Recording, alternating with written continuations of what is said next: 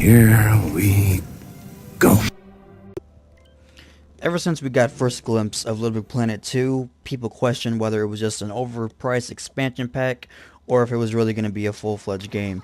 Well, in this video review, I'm going to discuss just that, and I gotta tell you right off the bat that it won't disappoint you, I believe. If you like the first one, you're not going to be disappointed.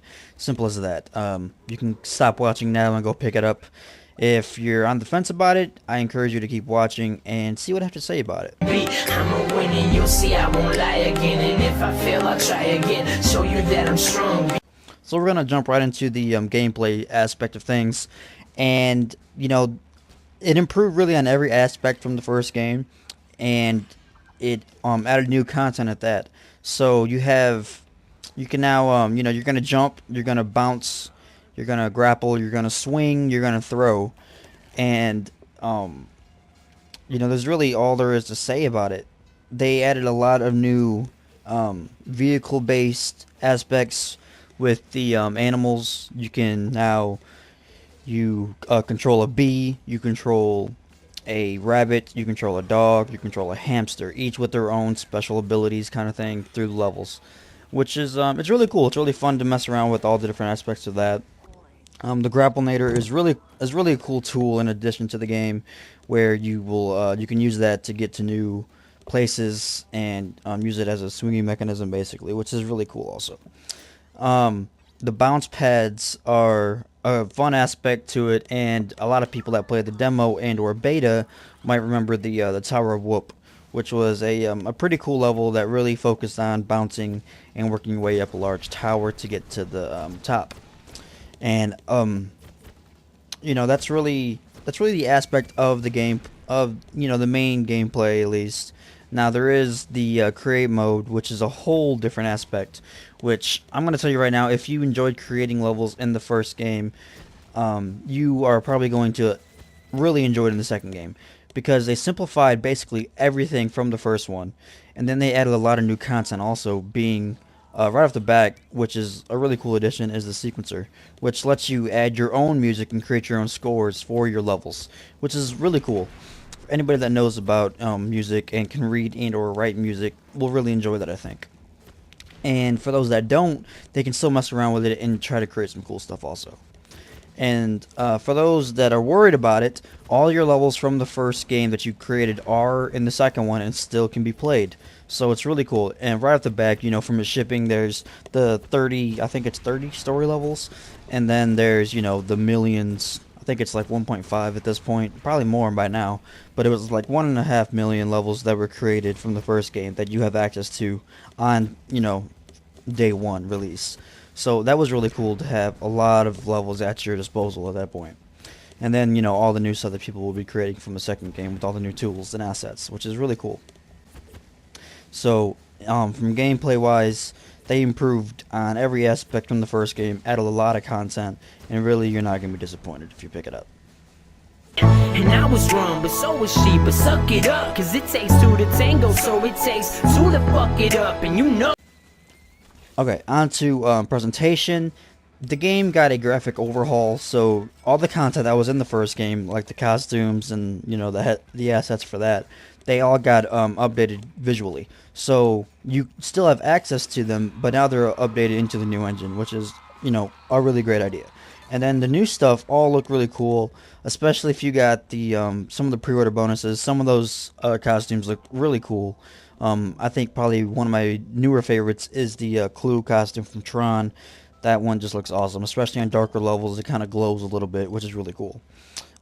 Besides that, a lot of the stuff really hasn't changed that much from Little Big Planet 1.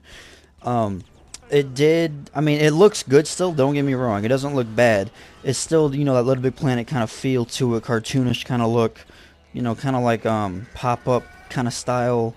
But it works for Little Big Planet, it really does. And I don't think you're going to be disappointed with the graphical direction that it took for this game, if you like the first one at all in that aspect. Obviously, you know, it's not trying to be a God of War 3 or an Uncharted 2 kind of look. You know, it's going to be a Little Big Planet, cartoonish look, but it really works for it. So I think you're going to enjoy it on that aspect.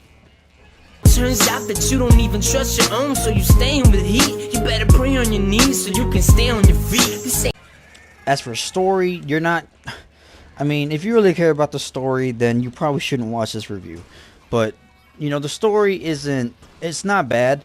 I'm just not a big fan of the story for Little Big Planet. For me, it's all about creating levels and playing other people's levels, which is awesome.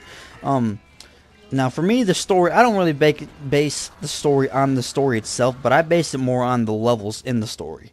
Which, you know, obviously it's the people that created the game itself, so they know what they're doing with the tools.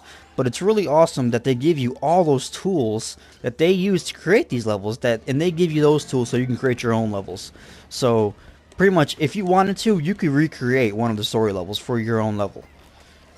It would take you a long time, I'm sure, but you could do it if you really wanted to. So, I'm not really going to get into the story that much in this review.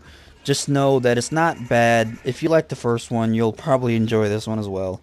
But I don't know a lot of people that actually, you know, care about the story for this game. So I'm not going to talk about it that much. Sorry if you wanted me to. It ain't going to happen here. we too focused on the future. We don't think about the past. We just focus on the use. We don't focus on the trash. And finally, the enjoyment section, which is, you know, if you like the first one at all, you're gonna love this one, I would think. I can't imagine you not. If you didn't like the first one or were skeptical about picking this up because you thought it was just gonna be an expansion, I encourage you to at least go run it and give it a shot. With the added addition of the pins, it kind of gives a whole new aspect to things that people that like collecting things. Obviously, there are the trophies also, which some of them are a hassle, some of them aren't that bad. But the pins, on the other hand, are there's a lot more pins obviously than there are trophies, and there's also secret pins that you can get. So you know they're really cool to get, and it's there now. I'm not gonna lie, there are some server issues. So for those that like playing with all 4 people, you're probably going to run into the same issues that you ran into in Little Big Planet 1. The servers are not that great still. I don't know why. They just refuse to actually work on them. I don't know. The chat quality is absolutely horrible still. And I don't understand what the deal is with that. I don't know why they feel they don't have to upgrade their servers when people told them repeatedly how horrible they were in the first one. On launch day, I played with a friend, you know, who lives. He lives in the same state as me, but he doesn't live necessarily, you know, next door or anything like that either. So there is a little bit of distance. We were, you know, playing online, and he ran into infinite loading issues multiple times. Now I don't know if that was necessarily his internet or if it was the servers. I'm gonna assume it was probably a little of both, but I would have to take a plunge and say the primary issue was the servers. Now, being launch day, I understand that there's going to be issues, but at the time that we were playing, a lot of people on the West Coast weren't even awake yet.